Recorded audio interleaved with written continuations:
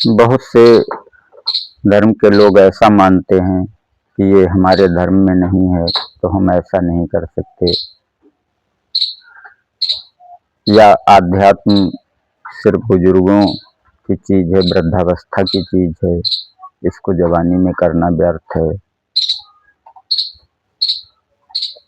इस तरह की बहुत सी भ्रांतियां हैं आध्यात्म के संबंध में। तो वास्तव में आध्यात्म किसी धर्म, किसी जाति विशेष का नहीं है, न ही इसमें ऐसा कुछ है कि ये सिर्फ बुजुर्गों के लिए है। यह सही से देखा जाए तो बुजुर्गों के लिए आध्यात्म करना थोड़ा मुश्किल है जवान व्यक्तियों की अपेक्षा। और यदि बचपन से ही कोई आध्यात्म में आता है तो उसकी उन्नति बहुत ही शीघ्र होती है। तो इस संबंध में तो आपकी सोच पूर्णतया उल्टा है। और रही बात धर्म की, तो आप ये सोचिए कि इस सृष्टि को बनाने वाले कितने परमात्मा हैं। कोई भी धर्म ऐसा नहीं कहता है कि इस सृष्टि को बनाने वाले एक से अधिक परमात्मा है। तो यदि परमात्मा एक है, उसी ने सबको बनाया है और उसी को जानना है, तो जिस मार्ग से एक व्यक्ति जान सकता है उस मार्ग से सभी व्यक्ति जान सकते हैं। हाँ, थोड़ा भेद उस साधक की प्रकृति के आधार पे होता है। जैसी प्रकृति है, जिसको समर्पण आसानी से करने में कोई दिक्कत नहीं है, वो समर्पण मार्ग अपनाकर आसानी से जान सकता है। उसके लिए ज्ञान मार्ग थोड़ा मुश्किल होगा। और जिसका अहम बहुत प्रबल है, जो समर्पण नहीं कर सकता है, उसके लिए ज्ञान मार्ग आसान होगा, प्रेम मार्ग थोड़ा मुश्किल होगा, जिसने प्रेम का कोई स्वाद ही नहीं जाना। तो इतना तो अंतर होता है प्रकृतियों में। और ये अंतर ऐसा नहीं कि एक धर्म वाले प्रेम मार्गी हैं और दूसरे धर्म वाले ज्ञान मार्गी। ये दो तरीके की प्रकृति वाले लोग सभी धर्मों में होते हैं, सभी जातियों में होते हैं। आध्यात्म का इस बात से भी कोई मतलब नहीं है कि आपने किस जाति या किस धर्म में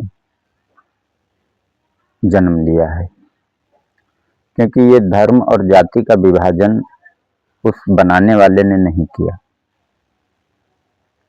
ये यहाँ पर हम लोगों के द्वारा किया गया है विभाजन। यदि जन्म से कोई बच्चा कहीं ऐसी जगह पे हो जहाँ कोई जाति धर्म या उसको कोई जानने वाला ना हो, तो आप उस बच्चे को देखकर नहीं बता सकते हैं कि वो किस जाति या किस धर्म का है। तो ये विभाजन उस बनाने वाले, उस परमात्मा ने नहीं किया है। तो इसलिए जो भी सिद्धांत एक व्यक्ति पे लागू होते हैं वो सभी पे लागू होते हैं। आप ध्यान मार्ग से पहुंच सकते हैं तो सभी धर्म जाति के व्यक्ति जो आपकी प्रकृति के हैं, यानी पुरुष प्रकृति के हैं, वो ध्यान मार्ग से पहुंच सकते हैं। यदि एक व्यक्ति प्रेम मार्ग से पहुंच सकता है तो सभी जाति धर्म के व्यक्ति जो प्रेम प्रकृति के हैं या स्त्रीण चरित्र के हैं, तो वो पहुंच सकते हैं प्रेम मार्ग से। और यदि इन दोनों मार्गों की मिलौनी हो तो यह सफर बहुत ही आसान हो जाता है।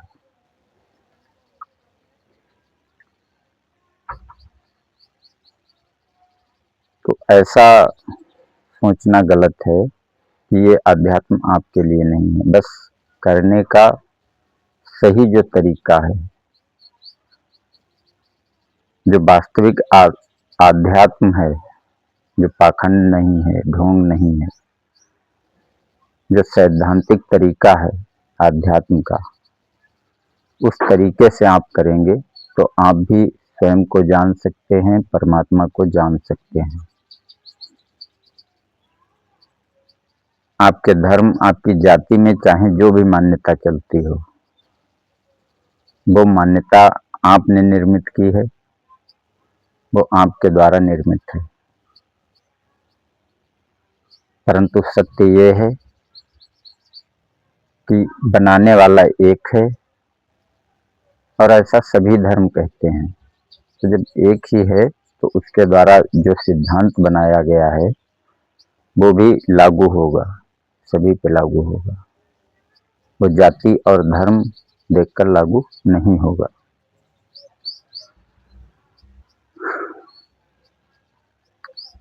बस आवश्यकता है तो आपको सही मार्गदर्शन की। सही मार्गदर्शन में जब आप आध्यात्म करेंगे तो जैसे बुद्ध ने स्वयं को जाना, जैसे कृष्ण परमात्मा हुए,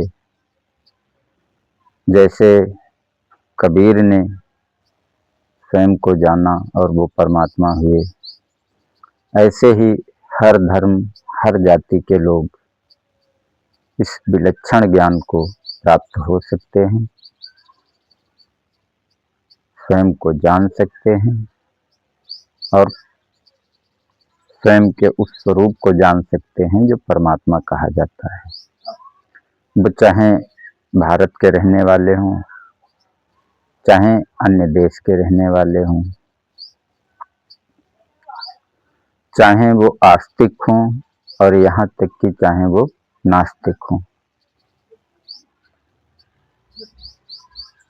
नास्तिक भी यदि आध्यात्म के सिद्धांतों के अनुसार बरतेगा तो उसको भी वही परिणाम मिलेगा जो एक आस्तिक को मिलेगा। भिन्न भिन्न धर्म होने का मुख्य कारण ये है कि जहाँ पे पहली चीज है कि जहाँ पे जैसी परिस्थिति थी उस परिस्थिति के अनुसार लोगों के रीति रिवाज थे, भिन्न भिन्न रीति रिवाज। और दूसरी चीज कि उन्होंने जिसका अनुसरण किया, उसने जिस मार्ग से जाना, उसने तो जाना लेकिन जिस मार्ग से जाना उस मार्ग की बातें उसने बताई और लोग उस मार्ग का अनुसरण करने लगे। तो इस तरह से भिन्न भिन्न धर्म उत्पन्न हुए और उसको जानने के अनंत मार्ग हैं।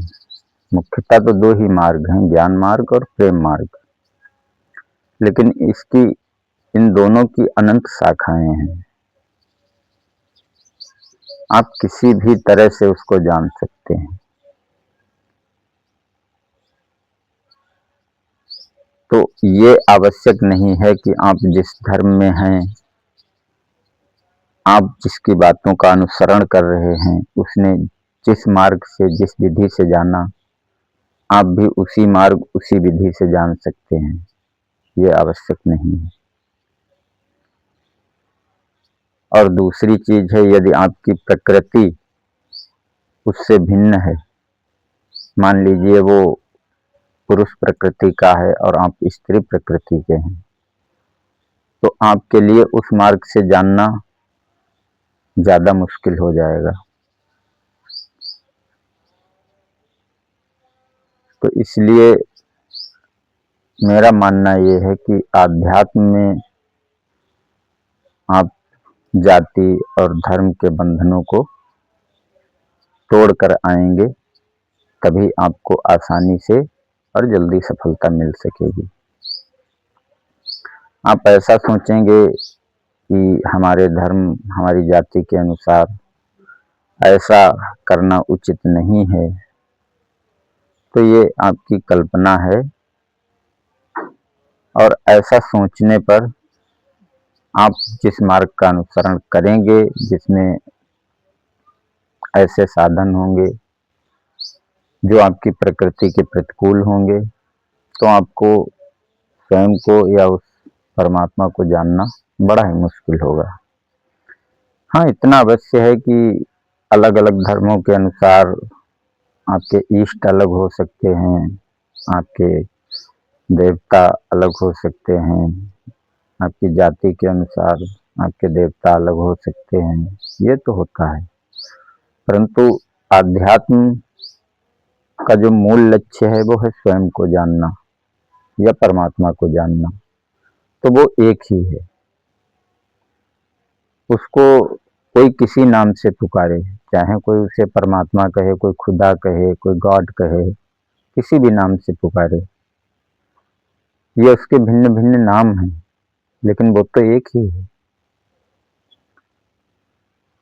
तो उसको जो जानने के सिद्धांत हैं वो सभी के लिए समान है। और मेरा युवाओं से ये कहना है कि ये वृद्धावस्था की चीज नहीं है। आप बचपन से जैसे जीते आते हैं, अपने मन में जैसे संस्कार संचित करते हैं, वो संस्कार वृद्धावस्था तक पहुँचते पहुँचते बहुत ही प्रबल हो जाते हैं। आप बचपन से संसार मार्ग में जीते आए हैं, तो वृद्धावस्था में आपको उस मार्ग के विपरीत जाना बड़ा ही कष्टदायक प्रतीत होगा। आपके लिए संसार मार्ग के विपरीत चलना लगभग लगभग असंभव सा होगा। आप बहुत प्रयास करेंगे तब परिणाम बहुत थोड़ा सा आएगा, क्योंकि आपका अभ्यास है एक लंबी उम्र का। उस अभ्यास को तोड़ना आपके लिए बहुत ही मुश्किल होगा। यदि आप युवावस्था में इस मार्ग पर आते हैं तो आपके संस्कार बहुत ही कम निर्मित हो पाए होते हैं इस जन्म के, तो उनको बहुत ही कम आदतें बनी होती हैं, तो उनको आसानी से संस्कारों से आसानी से छूटा जा सकता है, उन आदतों से आसानी से छूटा जा सकता है। और दूसरी चीज है कि युवावस्था में आपके पास ऊर्जा की भी कमी नहीं होती है, तो उस ऊर्जा का प्रयोग आप इस मार्ग में यदि करते हैं तो पहली तो चीज होगी कि आपकी आत्मोन्नति होगी, और दूसरा आपका जो लाभ होगा वो ये होगा कि आपका मन जिधर भटक रहा था युवावस्था में, अधिकतर युवाओं का मन जिधर भटकता है काम वासना की तरफ, और उससे उन्हें पीड़ा भी बहुत होती है। वो चाहते नहीं हैं कि ऐसा हो, लेकिन वो विवश हैं, ऊर्जा का बहाव उनसे रोके नहीं रुकता है। तो उस ऊर्जा को एक सही दिशा मिलेगी। इस आध्यात्म से आपकी जहाँ एक तरफ आत्मोन्नति होगी, वहीं दूसरी तरफ काम ऊर्जा आपको पीड़ित नहीं करेगी। जो आकर्षण आपको बांधे रखते हैं, आप कष्ट झेल कर भी उन आकर्षणों के पीछे पीछे घूमते हैं, उनसे आपको मुक्ति मिलेगी। पढ़ाई में आपका ध्यान ठीक से लगेगा, आपका ध्यान केंद्रित होगा, आपकी बुद्धि तीक्ष्ण होगी, सूक्ष्म विषयों को समझने के योग्य बनेगी। तो आपका करियर भी ठीक बनेगा, आपके चेहरे पर भी तेज होगा आध्यात्म के प्रभाव से, आपका शरीर भी ठीक रहेगा हष्ट पुष्ट, और आपका कंसंट्रेशन भी अच्छा होगा। तो यदि आप युवावस्था में आध्यात्म की तरफ आते हैं तो बहुत कुछ अच्छा ही अच्छा होगा। परंतु बस ध्यान रखने की बात यह है कि इसके लिए सबसे जरूरी जो है वो है गुरु, समर्थ गुरु। तो गुरु के संबंध में मैंने पीछे के वीडियो में बताया है, तो वो वीडियो आप देख के मतलब उसी के अनुसार गुरु बनाएं, क्योंकि पाखंडी गुरु के चक्कर में पड़ के आप गलत मार्ग पे चल के और अपना पूरा जीवन भी बर्बाद कर सकते हैं। तो इससे बचें। उस वीडियो में पूरी जानकारी दी गई है गुरु के संबंध में। और यदि आप बच्चों को शुरू से ही इस तरफ मोड़ते हैं तो ये उन बच्चों के जीवन के लिए, आपके जीवन के लिए और समाज के जीवन के लिए बहुत ही अच्छा है। अधिकतर माता पिता ये सोचते हैं कि बच्चा सन्यासी हो जाएगा तो हमारा क्या होगा, हम तो बेसहारा हो जाएंगे। परंतु आप शायद नहीं जानते हैं और आप ध्यान भी नहीं देते हैं, देखते भी नहीं हैं। समाज में जो बच्चे आध्यात्म की तरफ नहीं गए हैं, जो कामुक व्यक्ति बने हैं, जो शराबी बने हैं, जो जुआरी बने हैं, जो घोर संसारी हैं, वो अपने माता पिता की कितनी सेवा करते हैं बताइए।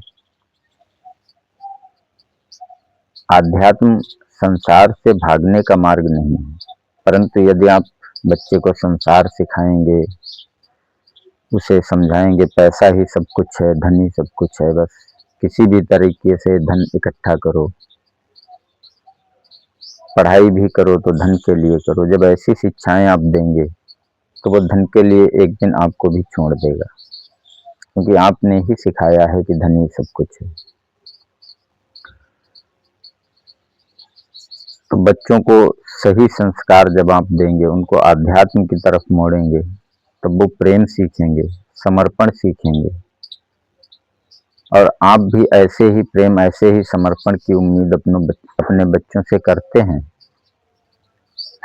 परंतु आप ये सोचते हैं कि वो प्रेम, वो समर्पण यदि उनका किसी अन्य के प्रति होगा, यदि वो समाज के लिए समर्पित हो जाएंगे, तो ये आपके लिए कष्टदायी होगा।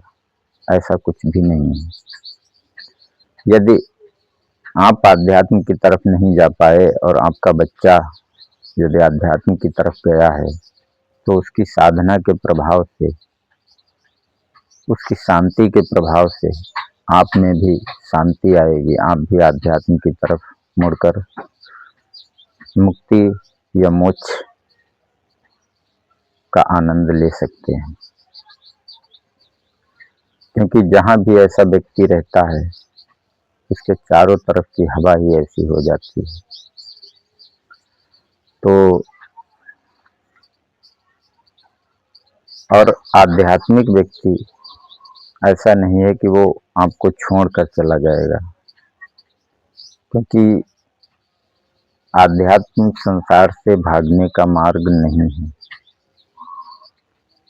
अभी आपने देखा ही नहीं शायद कोई आध्यात्मिक बालक कैसा होता है।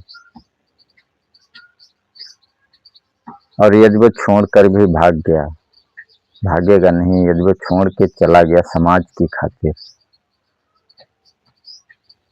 तब भी आपको वो उपहार मिल जाएगा जो अभी तक आपको शायद अपनी मेहनत से न मिलता।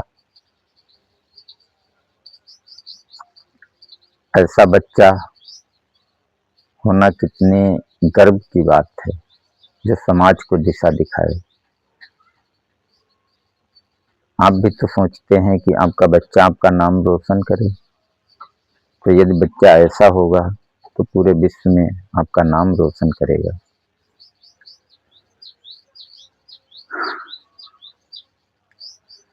और यदि बच्चे को संसार ही सिखाएंगे तो परिणाम वही होगा जैसा आप समाज में देख रहे हैं।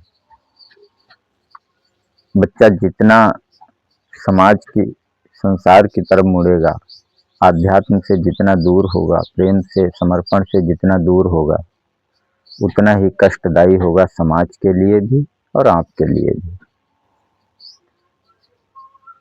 हालांकि धार्मिक कट्टरता शुरू से बच्चे को सिखाना ये बहुत ही गलत है, बच्चे के लिए भी और समाज के लिए भी। पाप पुण्य का डर दिखाना ये भी गलत है। बच्चे को ठीक से आध्यात्म समझाएं और उसको आध्यात्म के मार्ग पे लाएं, वो सभी के लिए बहुत अच्छा है। बाकी समाज आप ही सभी लोगों के द्वारा निर्मित होता है, तो आप इस समाज को जैसा बनाना चाहें बना सकते हैं, वो आपकी मर्जी है। जैसा समाज बनाएंगे वैसे ही सुख या दुख आपको भी मिलेंगे, क्योंकि आप भी इसी समाज का हिस्सा हैं। इससे इस समाज से आप अप्रभावित नहीं रह सकते, किसी भी हाल में नहीं रह सकते।